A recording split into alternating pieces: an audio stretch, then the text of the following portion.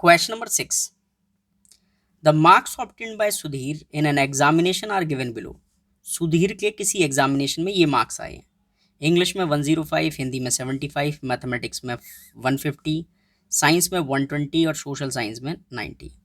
आपको क्या करना है, रिप्रेजेंट करना है अबव डाटा को पाई चार्ट में। सबसे पहले टेबल बनाते हैं और सेंट्रल एंगल निकालते हैं। देखिए, तो सब्जेक्ट्स इधर लिख लिए, मार्क्स ऑब्टेन्ड इधर लिख लिए और सेंट्रल एंगल इधर निकालेंगे।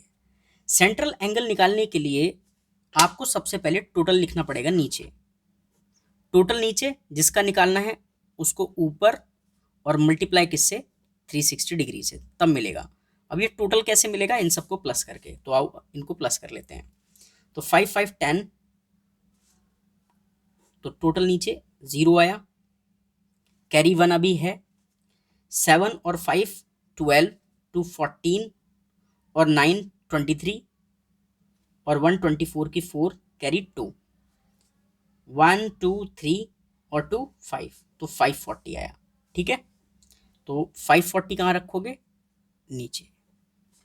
अब आप क्या करो, इसे सॉल्व कर दो। सॉल्व करते हैं। देखो, 0 से 0 कैंसिल, ये 54 है। ठीक है, तो देखो 18 की टेबल में ये दोनों जा रहे हैं।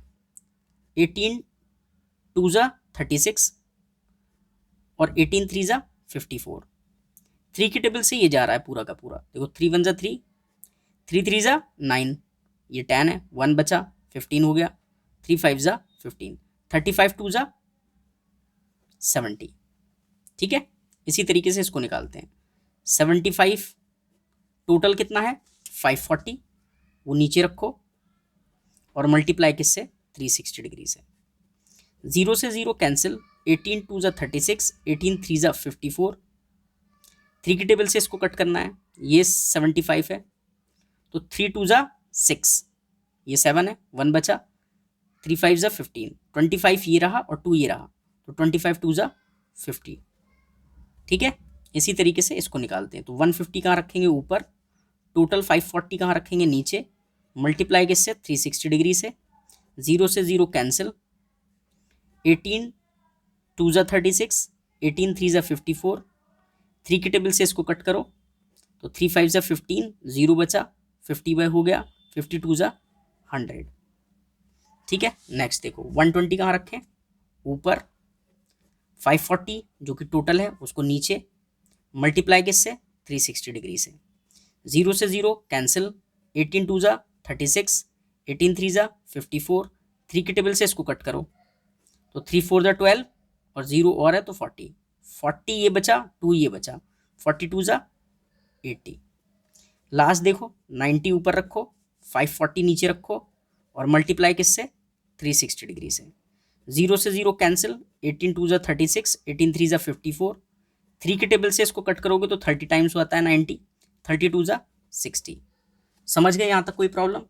अब इसके बाद क्या करते हैं, एंगल्स को रिप्रेजेंट करते हैं। सबसे पहले इंग्लिश को, जिसके लिए 70 डिग्री है, तो प्रोटेक्टर लो, इस तरीके से रखो और 70 डिग्री चलना है। 0 10 20 30 40 50 60 70 ये आया।